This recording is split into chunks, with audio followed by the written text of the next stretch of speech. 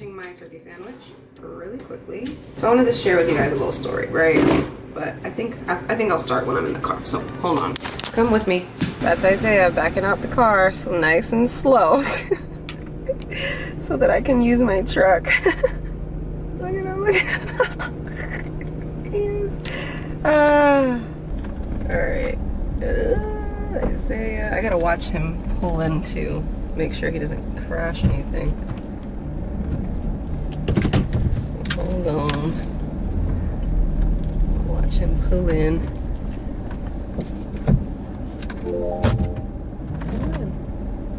Pull in, baby boy, pull in. So first things first, why I decided to tell you guys this story time is because I was doing like a TikTok. You know those TikToks that are trending? The TikTok that's trending right now is like telling a story with this background music that's one thing about me, da da da da da da, right? So I was doing that TikTok song to this story, and I decided that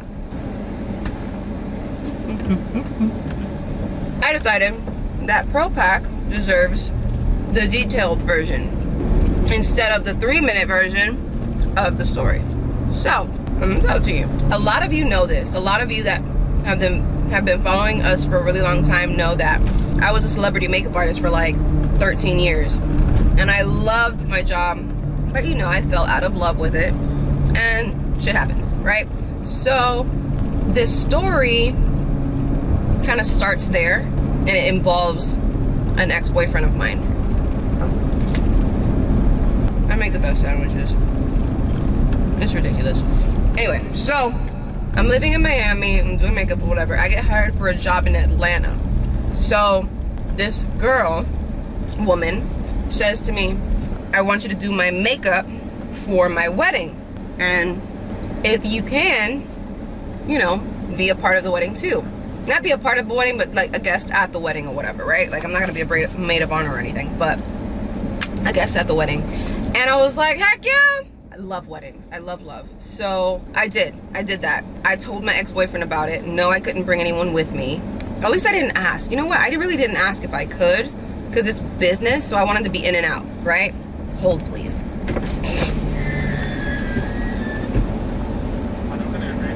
Hi, can I get a small pumpkin spice latte iced?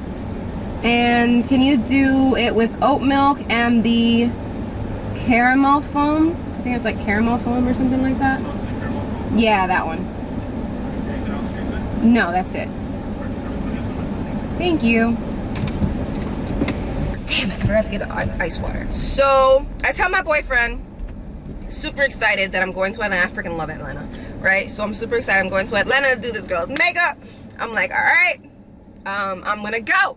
So I get there, I check in. It's the day before the wedding. I check in, and all of a sudden I hear a knock on my door, and I'm like, I'm skeptical. I'm always skeptical. So I'm like, you know, who is it or whatever? And he's like, it's me. And I'm like, I hear my boyfriend at the time, his voice, and I'm like, what?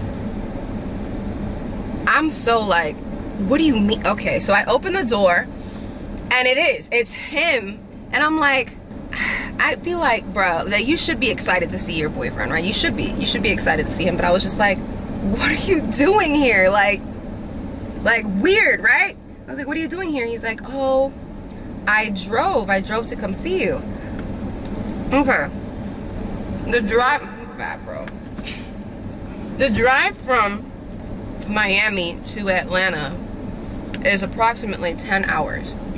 You drove 10 hours in that hoopty to come see me? The girl that's getting married, he hit her up. I don't know how. I think it was like on Instagram or something. And he was like, hey, I want to surprise my girl. Is that okay with you? And she's like, you know, she's getting married. She's like, oh, love, yay, right? So she's like, oh, that's so sweet. You want to surprise her? Of course. Yes, you can come. Come to the wedding too, right?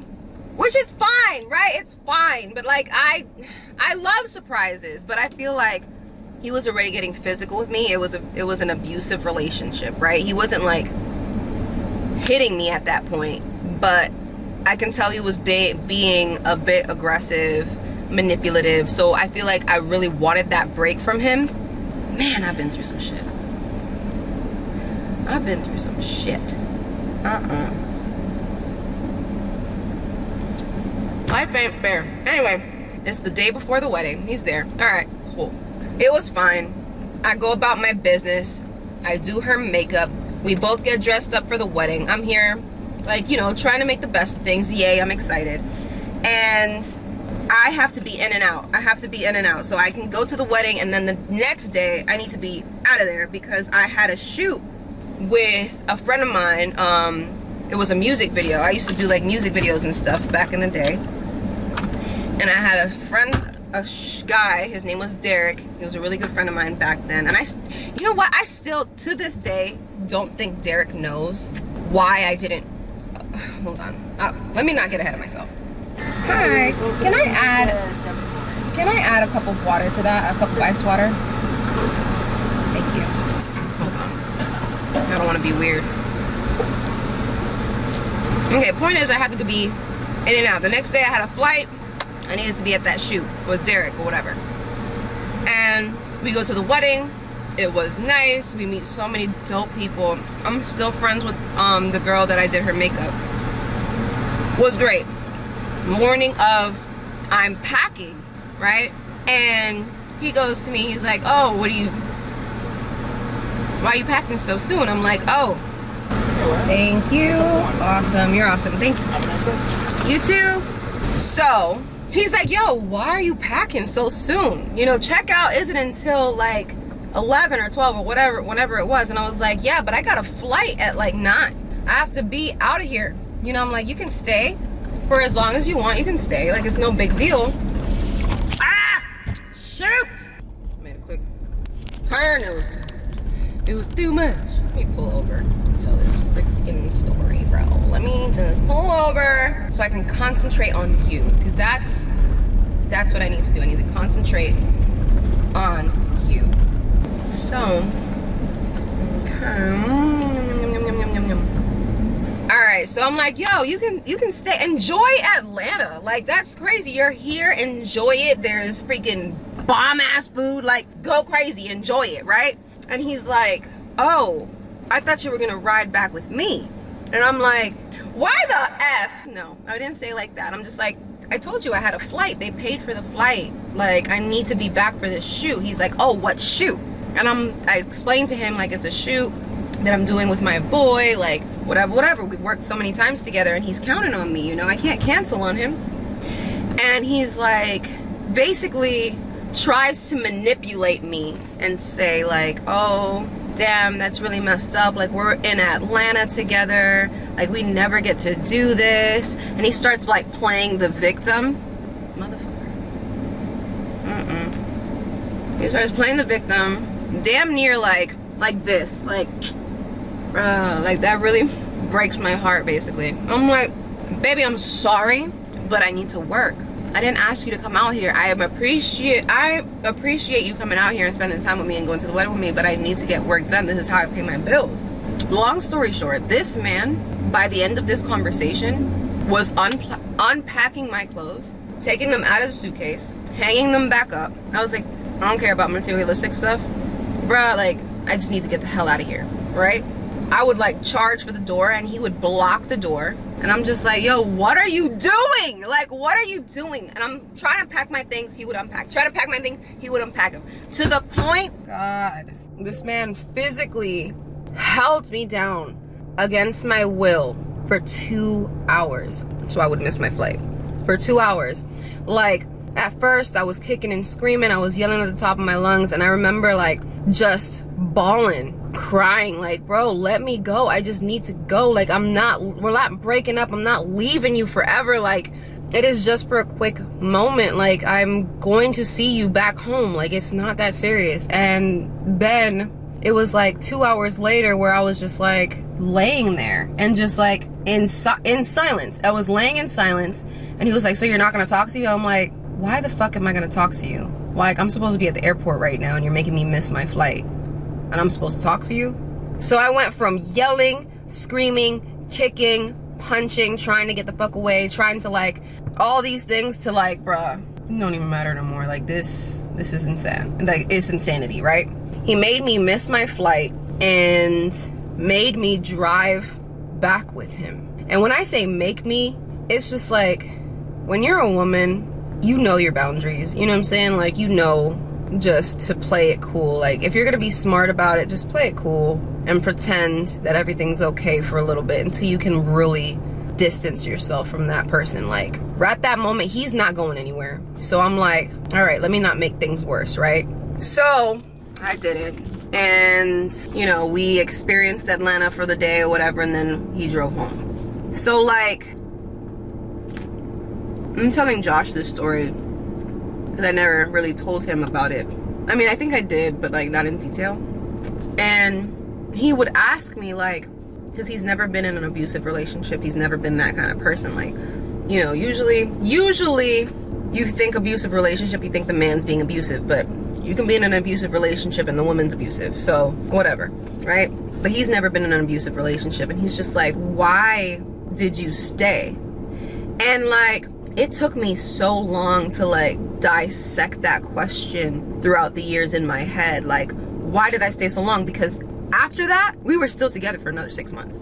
And he beat my ass. Like 6 months down the line, it was already getting like extremely physical, right? So like, it took that to make me leave, which is crazy. It's crazy because already like, I knew I should have left. I knew that that shouldn't have been the situation or whatever, right? I knew I should have been like, all right, let me make it home. He's gonna take me home and then I'll be out. You know what I'm saying? Like, bye, right? But I didn't. I stayed for like months after. So I dissected like, why? Why is it?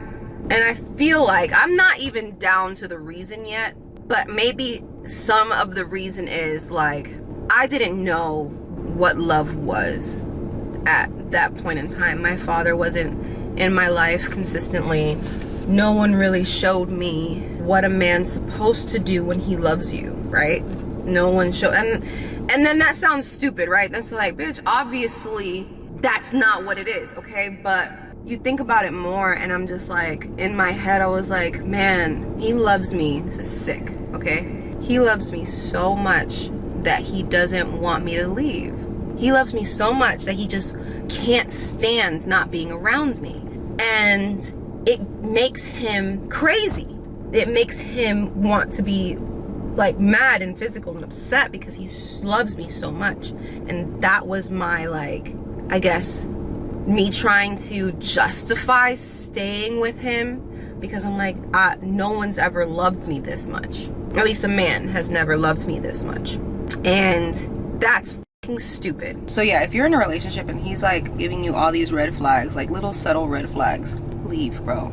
I know it's a shitty time to be dating, and I'm grateful for the relationship that I have, but dude, like, there is someone that will treat you better, I promise you. Like, there is someone that will, if you just have the patience, work on yourself as a person, make sure you are the person that someone would want to date, you know what I'm saying? Make sure you are the person that someone would want to, you know, be in that healthiness together.